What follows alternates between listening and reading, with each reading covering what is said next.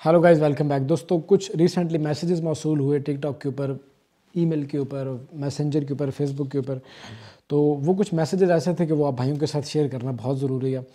बहुत से लोग ऑफ कोर्स, जैसे आपको पता है कि हमसे डॉक्यूमेंट्स अपने वेरीफाई करवाते हैं, हंगरी के बाकी दूसरे कंट्रीज़ के वर्क परमिट्स चेक करवाते हैं और बाकी कंसल्टेंसीज, दीगर कंसल्टेंसीज भी लेते हैं लोग हमसे।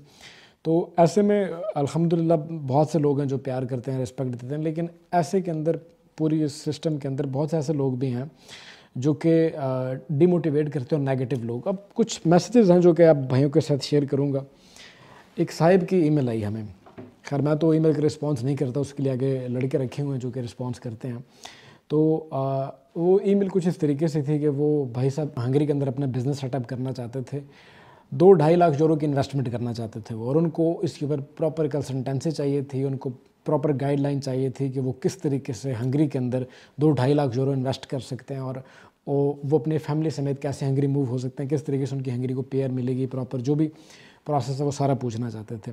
खैर, उनके साथ जब मज़ीद बात की गई तो उनको कहा गया कि इस फ़लाँ टाइम के मुताबिक आपकी बात कराई जाएगी। तो फिर जब उनसे डिमांड की गई कि कंसल्टेंसी के ऑफ कोर्स चार्जेस हैं, अगर आप आधे घंटे की बुक करते हैं अपॉइंटमेंट या 1 घंटे की, तो उसके लिए आपको कुछ चार्जेस अदा करने होंगे। वो चार्जेस मामूली से हैं, 2.5 लाख यूरो के सामने वो 0.00 समथिंग भी नहीं है हमारे ये कंसल्टेंसी के चार्जेस।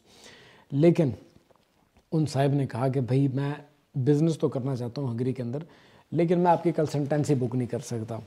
मुझे ये इन्फॉर्मेशन फ्री में चाहिए, आप मेरे साथ आधा घंटा फ्री में बात करें और मुझे इसके ऊपर आप कंसल्टेंसी दें। देखो भाई, हर बंदे का टाइम इंपॉर्टेंट होता है। आप इतनी बड़ी इन्वेस्टमेंट कैसे करोगे यूरोप के अंदर जब आपको पता नहीं है यूरोप के बारे में कुछ? आप आंखें बंद करके क्या यहाँ पे इन्वेस्टमेंट करना चाहते हो, और इन्फॉर्मेशन भी आपको फ्री ऑफ कॉस्ट चाहिए। इतना फ्री टाइम भाई स्पेशली यूरोप के अंदर किसी के पास नहीं होता। आप दूसरों के टाइम की रिस्पेक्ट कीजिए ताकि लोग आपके बिज़नेस की रिस्पेक्ट करें और आपको रिस्पेक्ट दें।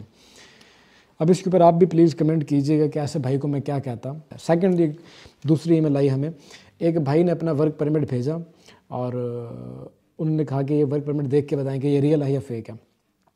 देखो भाई, हम वर्क परमिट वेरीफाई करते हैं, चेक करते हैं, और एक वर्क परमिट की वेरिफिकेशन के ऊपर कम से कम 2-2.5 घंटे का टाइम ज़ाया होता है हमारा। और उसके बाद हमें पता चलता है कि ये डॉक्यूमेंट जो आपको मिले हैं वो रियल हैं या फेक हैं, या इनके अंदर जो इन्फॉर्मेशन लिखी गई है वो क्या इन्फॉर्मेशन है, कोई मिस्टेक्स तो नहीं है, कोई कंपनी की डिटेल और है, आपको जॉब किसी और कैटेगरी के अंदर दी गई है।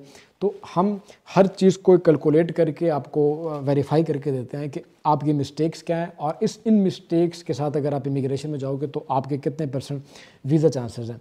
क्योंकि नॉर्मली कंपनीज या एजेंट ऐसे होते हैं कि वो बार बार आपकी वो मिस्टेक्स ठीक नहीं करते, आपको उन्हें डॉक्यूमेंट्स के साथ डॉक्यूमेंट सबमिट करवाने पड़ते हैं।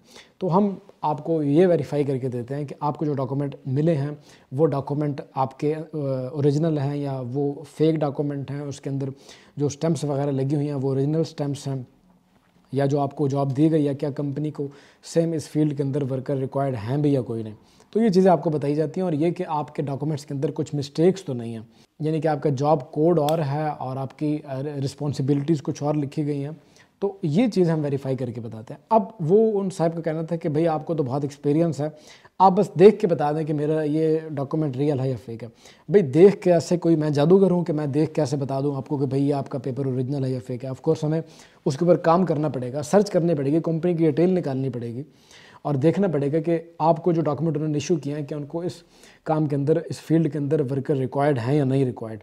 और जो उन्होंने आपको डॉक्यूमेंट बना के दिए हैं वो डॉक्यूमेंट आया उन्होंने बना के दिए हैं या किसी और ने आपको बना के दिए हैं, तो उसके ऊपर टाइम लगता है। वो ऐसे देख के एकदम नहीं हो सकता ये। फिर अगर आप ये दिखाना चाहते हो कि डॉक्यूमेंट, मैं सिर्फ ये वेरीफाई कर दूं कि ये डॉक्यूमेंट एडिट हुए हुए हैं या नहीं एडिट हुए हुए, तो ये चीज़ तो आप खुद भी वेरीफाई कर सकते हो। इसके लिए अच्छे खासे आप खुद इंसान, समझदार इंसान, आप ज़्यादा बार आप खुद देख लो कि वो एडिट हुए हैं या नहीं एडिट हुए हैं। हम आपको कंपनी वेरीफाई करके दे सकते हैं कि कंपनी ओरिजिनल है, फेक है, इसके ऊपर कोई ब्लैक लिस्टेड कंपनी तो नहीं है, इसके ऊपर कोई बकाया जात तो नहीं है, टैक्स बकाया जात तो नहीं है, आपके वीज़ा चांसेस कितने % होंगे, क्या मिस्टेक्स हैं डॉक्यूमेंट्स के अंदर, क्या मिसिंग डॉक्यूमेंट्स हैं। तो वो चीज़ें हम बताते हैं। हम डॉक्यूमेंट देख के हम आपको बता दें कि भाई ये रियल है या फेक है। और फिर उन्होंने कहा कि भाई आप बता दो, मैं इस चीज़ के पैसे नहीं दूंगा, बस आप मुझे बता दो। तो ऐसा नहीं होता भाई, हर बंदे का टाइम इंपॉर्टेंट होता है, तो आपको उस चीज़ की कदर करनी चाहिए। अब इसका भी आप जवाब दीजिएगा कि ऐसे भाई को हम क्या जवाब दें। तीसरे नंबर पर यह कि एक भाई ने सर्बिया में उनकी जॉब लगी। सर्बिया कंट्री यहाँ यूरोप के अंदर आता है। तो सर्बिया में उनकी जॉब लगी, तो उन्होंने कहा कि भाई मेरी जॉब लगी है सर्बिया में और मेरी 1000 यूरो सैलरी है, आप मुझे ये बताएं कि ये मुझे इसके अंदर जाना चाहिए, मेरा वीज़ा लगेगा या नहीं लगेगा। तो मैंने कहा ठीक है, आप मुझे अपने डॉक्यूमेंट्स भेजें, मैं आपको देख के बता देता हूँ कि आपके डॉक्यूमेंट्स ओरिजिनल हैं या फेक हैं और आपका वीज़ा लगेगा, ये कितने % चांसेस है वीज़ा लगने के। तो उन्होंने कहा नहीं, मैं डॉक्यूमेंट नहीं भेजूँगा, आप मुझे सैलरी, बस मैं आपको बता रहा हूँ कि 1000 यूरो सैलरी है और ये काम है और मुझे इसके अंदर वीज़ा मिलेगा या नहीं मिलेगा, आप बस वैसे ही बता दें अपने एक्सपीरियंस के ऊपर। तो अब इस बंदे को मैं क्या जवाब दूँ?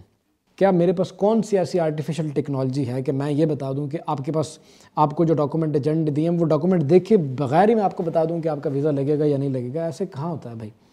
और फिर उनको मैंने कहा कि भाई आप अपने डॉक्यूमेंट भेजो, तो फिर उन्होंने बहुत बदतमीज़ी से आगे रिएक्ट किया। तो आप बताएं कि ऐसे बंदे को अब हम क्या रिस्पॉन्स दें।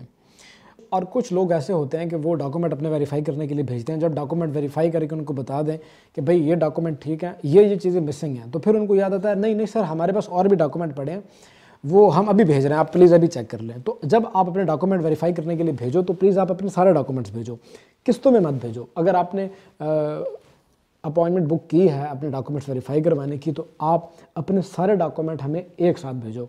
ये नहीं कि हम कुछ चेक कर लें उसके बाद आप दोबारा भेजो और कहो कि भैया अभी मुझे फ़ौरन से भी चेक कर दें, ऐसा नहीं होता। आप अपने डॉक्यूमेंट्स भेजें, क्योंकि डॉक्यूमेंट्स की वेरिफिकेशन पे काफ़ी टाइम लगता है, तो वो हम सारे डॉक्यूमेंट्स एक साथ देख के फाइनलाइज करके आपको बता सकते हैं कि इन डॉक्यूमेंट्स के अंदर क्या लिखा हुआ। इसके बाद गाइज ये बताता चलूँ आपको कि आप अपने रिफ्यूज़ल लेटर भी आप हमसे चेक करवा सकते हैं। अगर आपके रिफ्यूज़ल हैं हंगरी के तो आप वो भी बता सकते हैं, हमसे चेक करवा सकते हैं और हम आपको बताएंगे कि आप इसके ऊपर अपील करें, अपील के अंदर कितने % चांस हैं कि आपका वीज़ा लगेगा और किस तरीके से आपको अपील करनी चाहिए।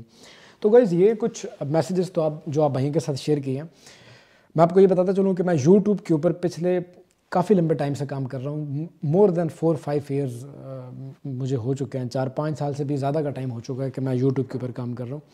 तो स्टार्टिंग में हम फ्री ऑफ कॉस्ट कंसल्टेंसी देता था, मैं फ्री में बात करता था, सबके साथ फ्री पे कॉल पे बात होती थी, डॉक्यूमेंट भी हम फ्री में वेरीफाई करके दे देते थे। तो उसमें बहुत ज़्यादा नॉन सीरियस लोग आना स्टार्ट हो गए थे, बहुत ज़्यादा लोग फजूल सवाल लोगों के आना स्टार्ट हो गए थे। इसलिए फिर हमने अपनी कंसल्टेंसी चार्जेस रखे और अब क्योंकि मैंने अपनी प्रॉपर टीम बना ली है तो अब मुझे उनको भी आगे सैलरी देनी होती है, तो इसलिए अब हमारे चार्जेस हैं। अगर आपने बात करनी है, डॉक्यूमेंट वेरीफाई करवाने हैं, ये कोई भी आपको इन्फॉर्मेशन चाहिए, तो वैसे तो सारी इन्फॉर्मेशन मेरी यूट्यूब वीडियोस में मौजूद है, लेकिन अगर आपको डायरेक्टली मेरे साथ 1-to-1 कॉल पे बात करनी है तो भाई हर बंदे का टाइम इंपॉर्टेंट होता है, मेरा भी टाइम बहुत इंपॉर्टेंट है। आपको कोई भी कमेंट हो, को इन चीज़ों के बारे में जो आपके साथ मैंने लोगों के ये शेयर किए कमेंट्स या ईमेल्स, तो इनके ऊपर भी आप कोई जवाब देना चाहें तो आप कमेंट सेक्शन के अंदर ज़रूर बता सकते हैं। इसी के साथ अब ज़िशान आसिम को दीजिएगा इजाज़त, मिलते हैं इसी तरीके की अगली वीडियो में, तब तक के लिए टेक केयर, अल्लाह हाफिज़।